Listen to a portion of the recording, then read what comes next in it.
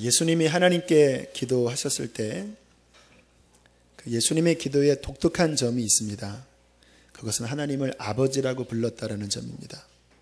그게 뭐 이상한가요? 라고 생각할지 모르지만 어느 성경을 연구하는 학자가 당시의 유대 문헌들을 샅샅이 살펴보고 내린 결론이 있는데, 당시에 하나님을 가리켜 아버지라고 부른 문헌은 한 군데도 없었다고 합니다. 당시 사람들에게 하나님은 근엄하시고 무서우시고 가까이 하기에는 왠지 어려운 신으로 그렇게 느꼈습니다. 아마 우리 중에도 그렇게 느끼시는 분들이 많이 계실 겁니다.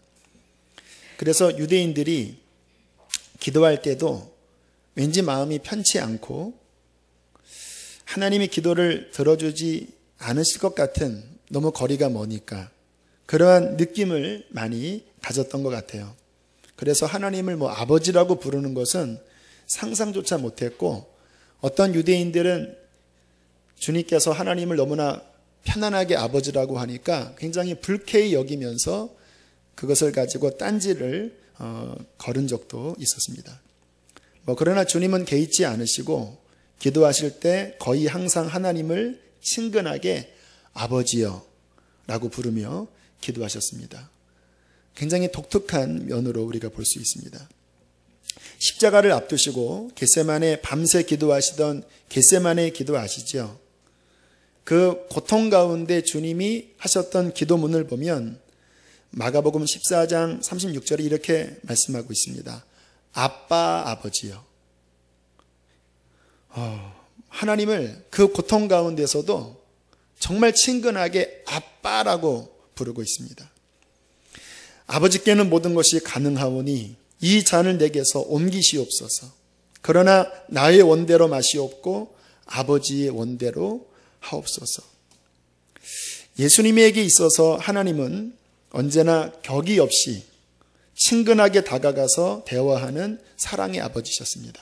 여러분, 찬송가에 주님도 때로는 울기도 하셨네라는 가사 있잖아요. 정말 주님의 기도를 보면, 겟세마네 기도를 보면 하늘 아버지 앞에 그 고통 가운데 아빠 이게 지나갈 수 있다면 지나가게 해주세요. 그러나 아버지께서 지기를 원하시면 저를 좀 도와주세요. 그러면서 한없이 아버지의 품에서 눈물을 흘리시며 기대셨던 주님에게 있어서 하나님은 그러한 친근한 아버지셨습니다. 십자가에 돌아가시기 전에 마지막 고백을 봐도 역시 친근합니다. 누가복음 23장 46절에 마지막 돌아가시기 전에 했던 고백 가운데 하나가 아버지여 내 영혼을 아버지의 손에 부탁하나이다. 이 문구도 역시 그 당시 유대 사회에서 어린 아이가 기도할 때 했던 기도문이었다고 합니다. 하나님 나의 영혼을 부탁해요 하고 잠들었다라는 거예요. 주님께서 마지막 돌아가시기 전에 하나님을 아버지라 부르면서 내 영혼을 아버지께 맡길게요 하고 돌아가셨다라는 것이죠. 예수님과 하나님과의 관계는 사랑하는 아버지와 사랑하는 아들의 관계셨습니다. 그래서 예수님 처음 사역하실 때 마태복음 3장 16절 17절에 보면 우리가 잘 아는 말씀이죠. 세례를 받고 물에서 올라오실새 하늘로부터 소리가 있어 말씀하시되 이는 내 사랑하는 아들이요 내 기뻐하는 자다. 하나님이 그 아들을 극진하게 사랑하셨고 아들 또한 하나님을 아버지로 친근하게 사랑하시면서 대하셨다라는 거예요. 그런데 예수님은 우리에게도 하나님을 그러한 아빠, 아버지라고 부르라고 말씀을 하시는 겁니다. 오늘 주기도문에 하늘에 계신 우리 아버지여라고 부르면서 기도하라고 하는 그 말씀 속에 담긴 마음은 뭐냐면 내가 그렇게 하나님을 아빠, 아버지 하면서 친근하게 대하듯이 그 하나님을 신뢰하면서 하나님께 기도하듯이 너희들도 하나님께 아버지라고 부르면서 아빠라고 부르면서 그렇게 기도하고 섬기라 라고 초청을 하시는 것입니다. 저는 힘들 때 그런 고백 자주 합니다. 하나님 아버지여, 아버지, 내 아버지, 저를 도와주세요, 아버지. 그렇게 하면 마음이 위로가 돼요. 여러분도 한번 해보시겠습니까? 아버지, 지자가 좀 이렇게 늘어져야 됩니다. 약간 쓰 발음, 아버지. 한번 해보실까요? 시작. 아버지. 이것도 괜찮고요. 하나님 아버지. 왜 그 말이 위로가 되냐면 하늘에 계신 아버지께서 나의 좋은 아버지가 되신다고 믿어지니까 제가 힘들 때마다 아버지 고백하면 많이 위로가 됩니다. 어떤 목사님이 교회 재정적인 문제로 고민하고 있는데 어느 날 아들이 학교 그 납부금 영수증을 툭 주면서 아빠 이거 내래요 하더니 그냥 돌아가더래요. 그 아이를 보면서 야, 너 참 속 편하다. 그냥 너는 나에게 그냥 던져주면 끝이구나. 근데 그 순간에 나에게도 아버지가 계시지. 그래서 본인이 낼 거 이렇게 모아서 강대상에 가서 아버지 내래요 하고 그냥 나왔더니 얼마 지나지 않아서 다 해결됐다고 하는 이야기를 하시더라고요. 북안교회 김상현 목사님이라는 분은 더 재미있는 이야기를 하시더라고요. 본인이 몇 번 교회 건축을 하면서 재정적인 어려움이 늘 있으셨는데 장인어른을 잘 둔 덕분에 이 문제가 늘 해결됐다라는 거예요. 그러면서 하시는 말씀이 어려우면 새벽마다 그 아내가 새벽기도 때 아버지 하면서 기도한다라는 겁니다. 그러면 장인어른께서 문제를 잘 해결해 주셨다고. 성경에 하나님을 다양한 모습으로 표현합니다. 아마 제일 대표적인 게 주님, 아도나이, 또 창조주 하나님, 다윗이 했던 고백 만군의 여호와 하나님, 그 다양한 하나님에 대한 이름 고백이 있는데 아마 핵심 중에 핵심이 아버지 하나님이실 것입니다. 창세기부터 계시록까지 신구약 전체에 걸쳐 하나님은 자신을 우리에게 아버지라고 말씀을 하셨습니다. 창세기 1장 27절 하나님이 자기 형상 곧 하나님의 형상대로 사람을 창조하셨다고 할 때 하나님의 형상대로 자녀를 지은 것은 아버지와 자녀 관계의 그 표현인 것이죠. 신명기 1장 31절 33절에 보면 이렇게 말씀에 나와 있습니다.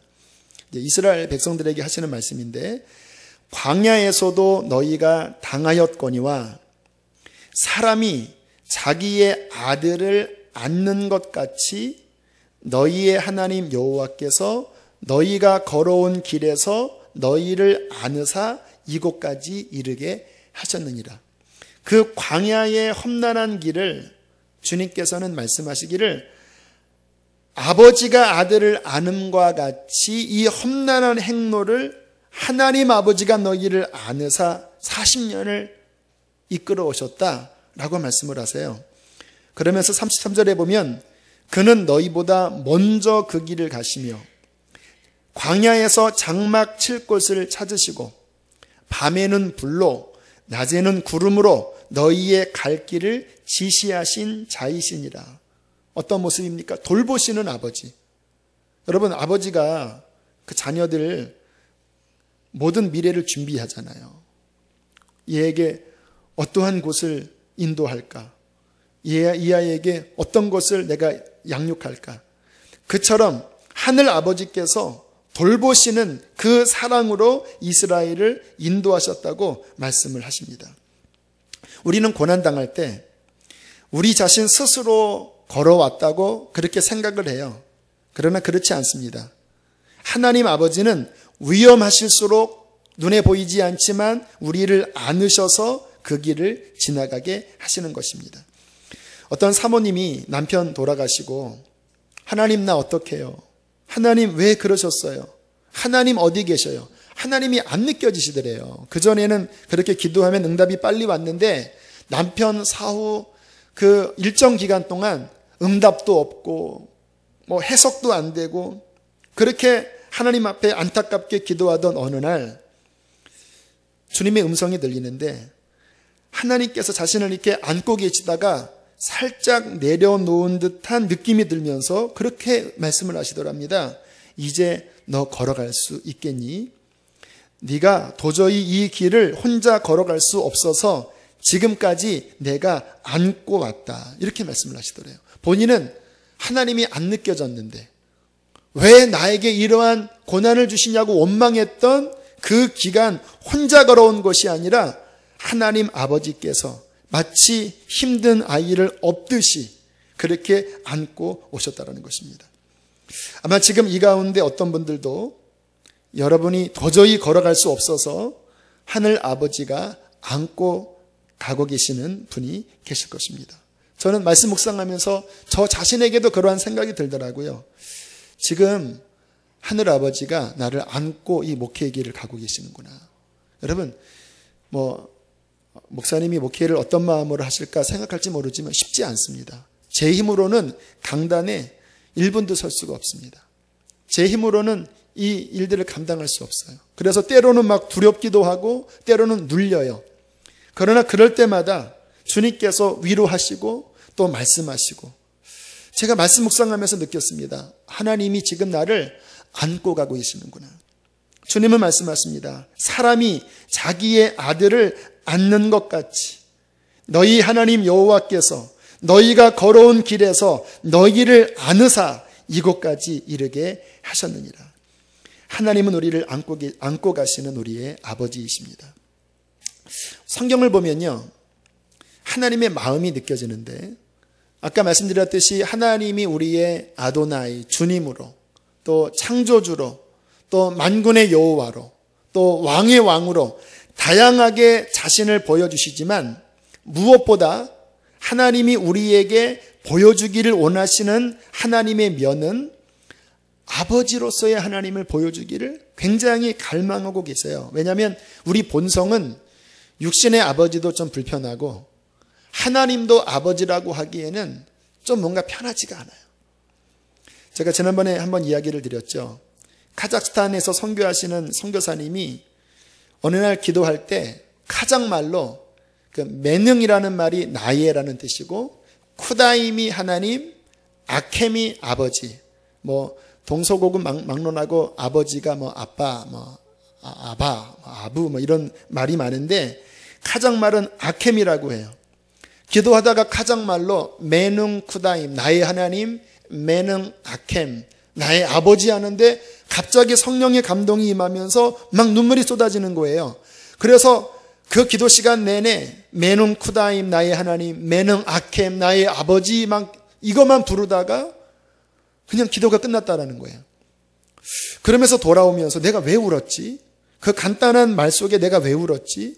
그래서 한번 해봤대요. 나의 하나님, 나의 아버지. 감동이 없더래요. 그러다가 카자흐말로 메능 쿠다임, 메능 아켐, 아버지 하니까 또 눈물이 나더래요. 참 신기하다.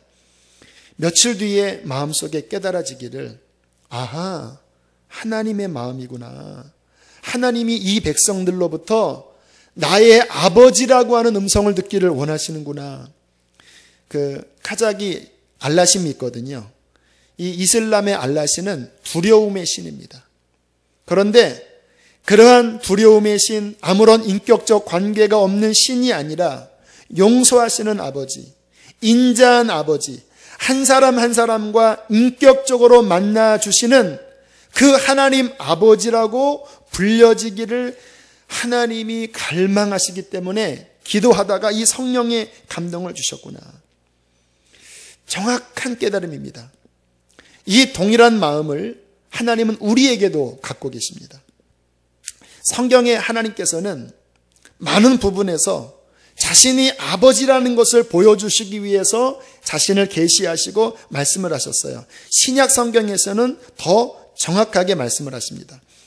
예수님께서 부활하신 후에 처음 뭐라고 말씀하시냐면 이렇게 말씀하셨습니다. 너는 여기에 계시가 들어있습니다. 복음의 핵심 계시가 들어있는 거예요. 그 마리아에게 이 말씀을 하셨을 거예요. 너는 내 형제들에게 가서 내 형제들 이르되 내가 내 아버지 곧 너희 아버지 내 하나님 곧 너희 하나님께로 올라간다 하라. 계시적인 말씀입니다. 예수님께서 죽음에서 부활하시면서 성경은 뭐라고 말씀하시냐면 첫 맏아들이 되셨다고 말씀하세요. 첫 맏아들이면 그 다음 둘째, 셋째가 있는 거지요. 주님이 죽음에서 부활하시면서 첫 맏아들이 되게 하시고 이제 예수님의 십자가를 믿는 자가 그 예수님의 형제들이 되게 하신 거예요. 그래서 너희는 가서 내 형제들에게 말하라. 주님의 형제가 되었으니까 관계가 어떻게 형성됩니까?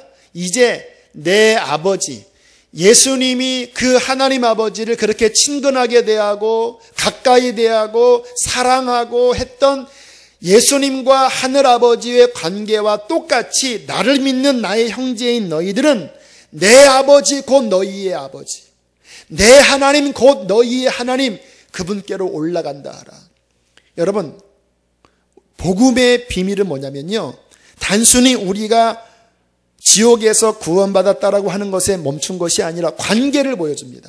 십자가를 믿고 구원받은 자가 예수님의 형제가 되고 예수님이 하늘아버지를 친밀한 아버지로 섬기는 것과 똑같이 예수 그리스도로 말미암아 그 자격으로, 예수님의 자격으로 하나님을 아빠, 아버지라 부를 수 있는 자격을 법적으로 허락하셨다고 말씀을 하시는 것입니다.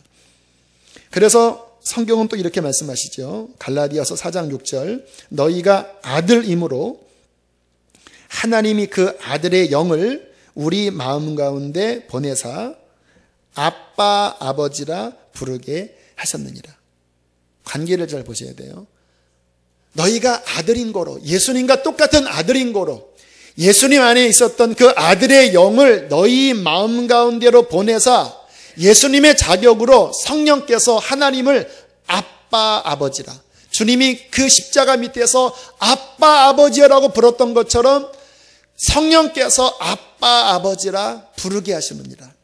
똑같은 말씀을 로마서 8장 15절에 너희는 다시 무서워하는 종의 영을 받지 아니하고 양자의 영을 받았으므로 역시 아빠 아버지라 부르짖느니라. 놀라운 말씀입니다. 여러분, 우리가 하나님을 아버지 또는 아빠라고 부르는 것은 우리 본성에서 부르는 게 아니에요. 제가 어떤 분에게 아직 거듭나지 않았던 분인 것 같아요. 하나님 아버지 하면 어떻게 느껴집니까? 하니까 아저씨 같은데요 그러더라고요. 본성은 하나님을 아버지, 아빠라고 그렇게 고백하기가 어떻게 내키겠습니까? 그런데 성경은 너희가 아들인 고로 아들의 영, 양자의 영, 성령을 우리 마음 가운데로 보내주셔서 하나님 아버지가 그렇게 듣기를 원하시는 아빠, 아버지, 우리 스스로 부를 수 없으니까 성령을 통하여 그 아버지가 듣기를 원하시는 아빠, 아버지, 창조 때부터 그 자녀로 만드신 그 음성을 우리 입술에서 듣기를 원하신다는 것입니다. 여러분, 하나님께 힘들 때, 어려울 때 아버지, 아빠 해보세요. 하나님이 얼마나 기뻐하시는지 아십니까? 하나님은 저에게 이 아빠, 아버지의 하나님으로 다가오셨습니다. 제가 몇 번 간증을 했을 거예요. 저는 육신의 아버지에 대한 경험이 별로 없습니다. 저에게 있어서 아빠라는 단어는 인간적으로 어색해요. 거의 불러보지 않았던 것 같아요. 그래서 하나님께서 그러한 저에게 더욱더 아빠, 아버지의 하나님으로 다가오셨던 것 같아요. 저를 사랑하시니까. 기도하면서 자주 그 하나님이 저를 어떻게 바라보시는지가 느껴지는데 저를 사랑과 긍휼의 눈으로 바라보시는 것 같아요.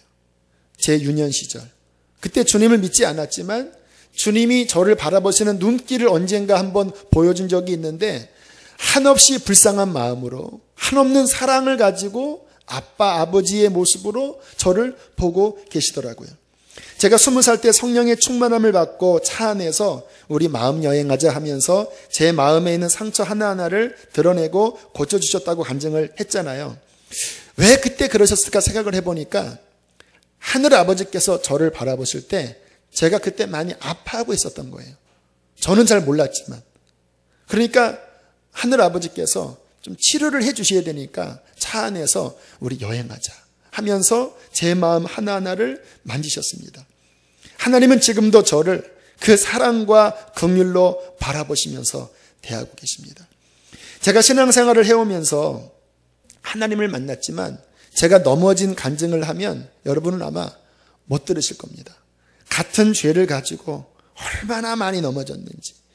벼룩이 낯짝이 있지 도저히 어느 때는 기도할 용기조차 없을 때가 많았습니다. 그래도 회개해야 사니까 주님 용서해 주세요. 주님 도와주세요. 그렇게 기도를 했을 때 시편 103편 13절 14절의 말씀을 주께서 깨닫게 하셨습니다.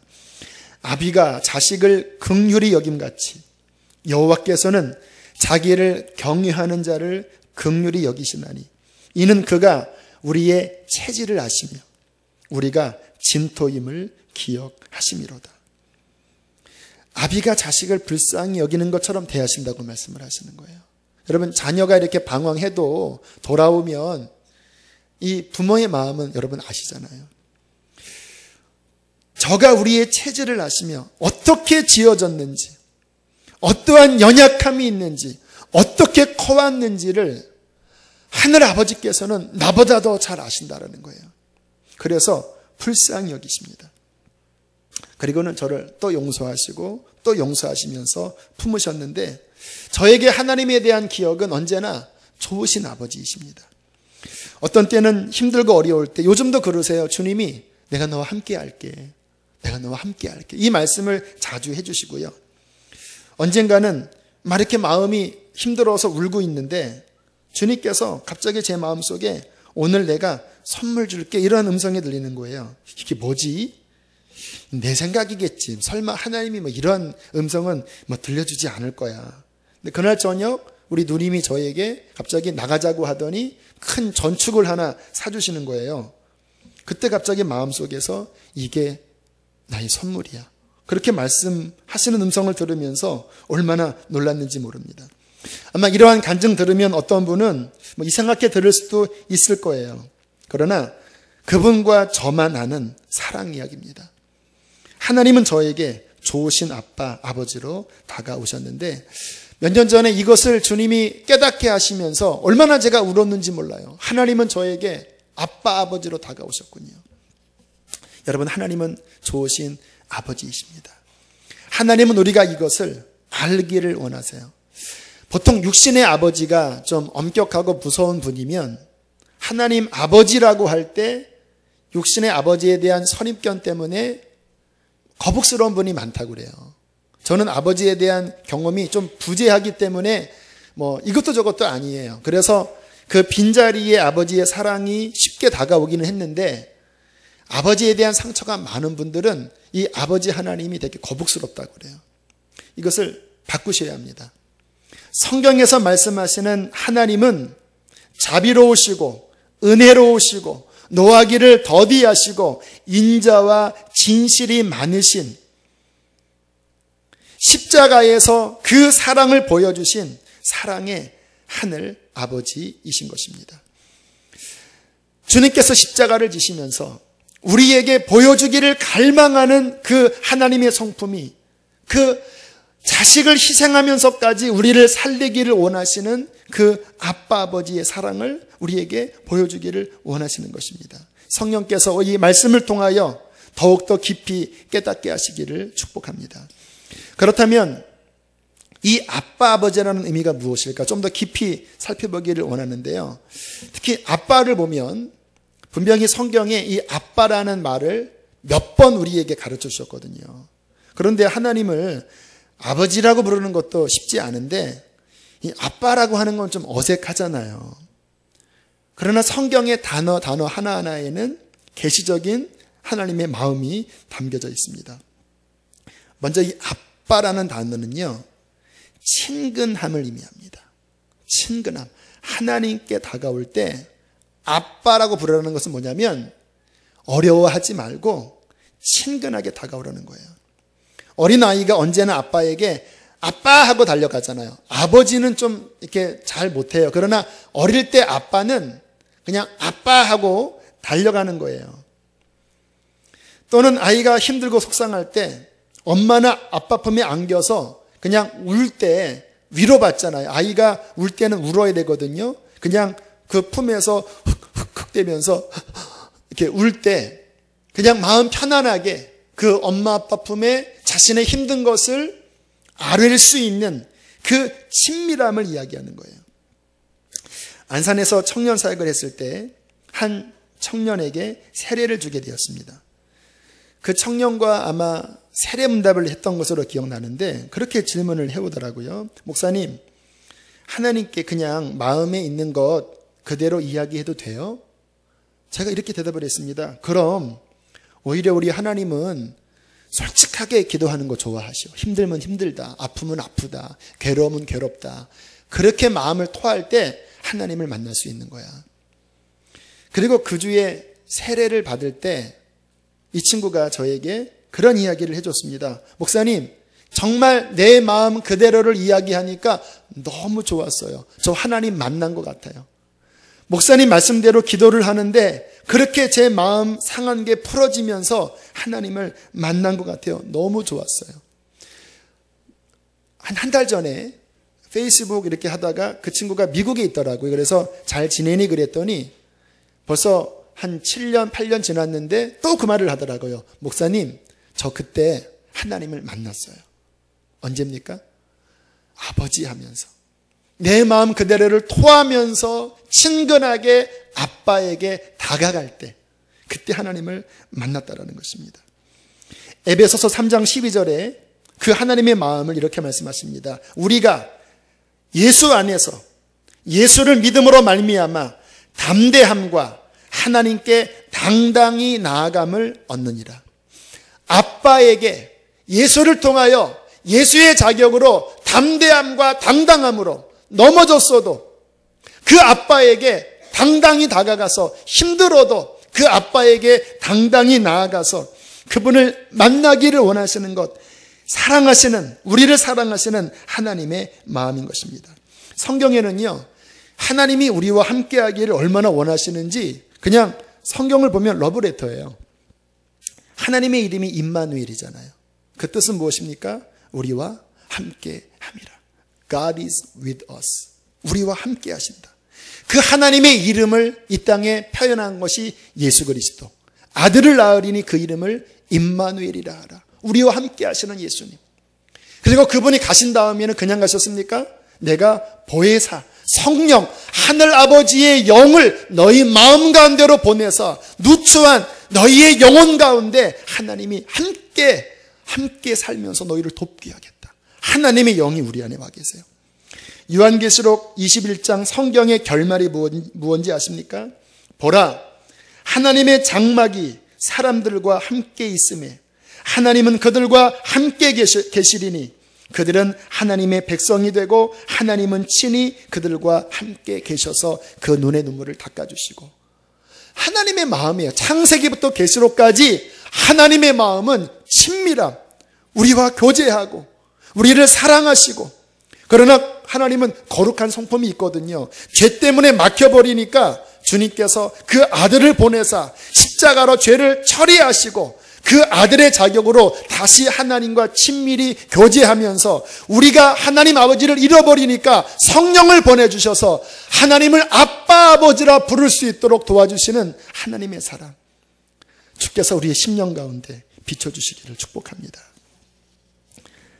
이 하나님이 아버지라고 하는 그 말씀에 담긴 의미가 있습니다. 아빠는 친근함이고 아버지는 도와주신다라는 것입니다.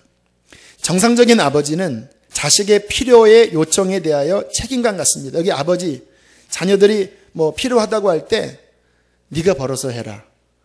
그렇게 말은 할 줄 몰라도 마음은 이거 어떻게 도와주지? 그런 마음 다 가지시지요.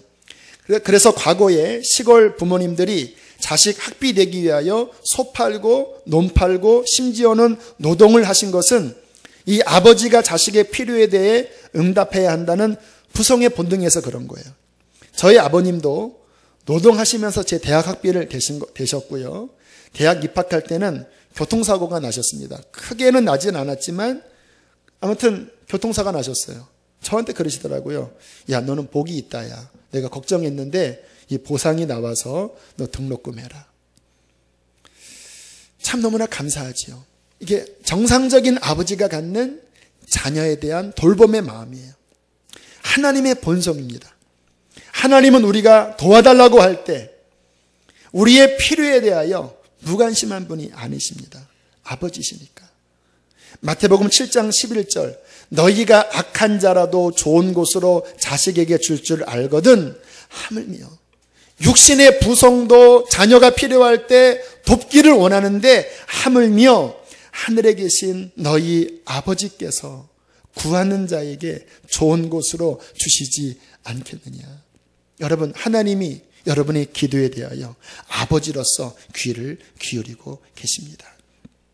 1989년 아르메니아에 대지진이 발생됐을 때 일어난 실화입니다.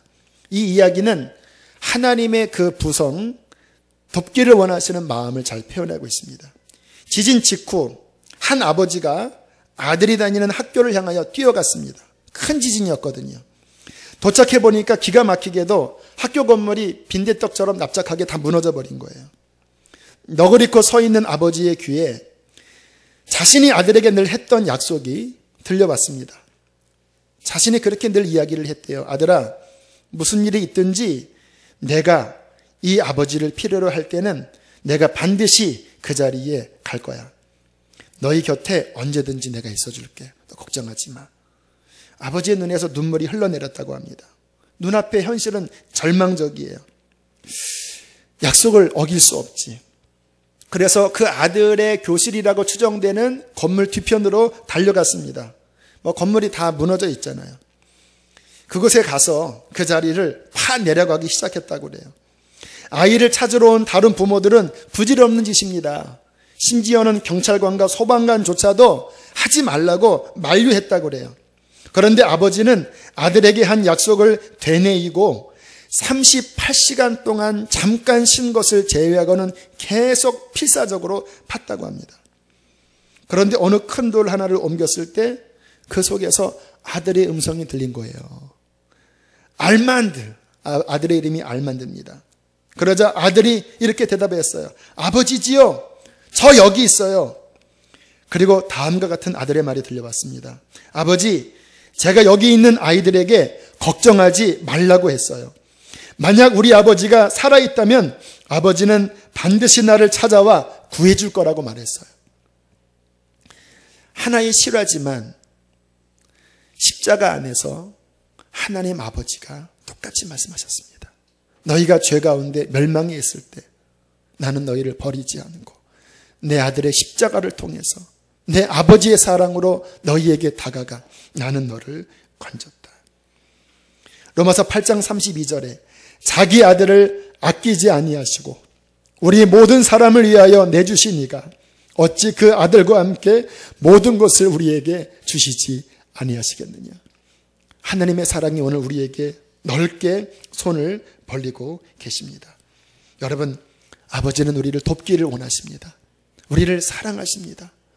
혹시 마음에서 아버지를 멀리 떠난 분이 계십니까? 다시 아버지의 사랑 안에 돌아오십시오.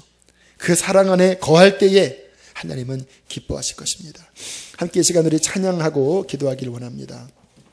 우리가 잘 아는 찬양이지요. 아버지 사랑 내가 노래.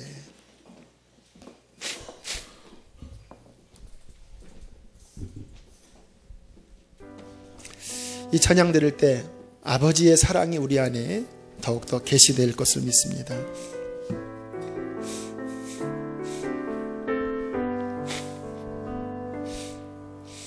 아버지 사랑 내가 노래해. 아버지 은혜 내가 노래해. 그 사랑 변함없으시 거짓 없으시 성실하신 그 사랑 상함 갈 때 꺾지 않으시 꺼져가는 등불 끄지에 그 사랑 변함없으시 거짓 없으시 성실하신 그 사랑 사랑, 그 사랑 날 위해 죽으신, 날 위해 다시 사신 예수 그리스도, 다시 오실 그 사랑, 죽음도 생명도 천사도 하늘의 어떤 권세도 끊을 수 없는 영원한 그 사랑, 그 사랑 날 위해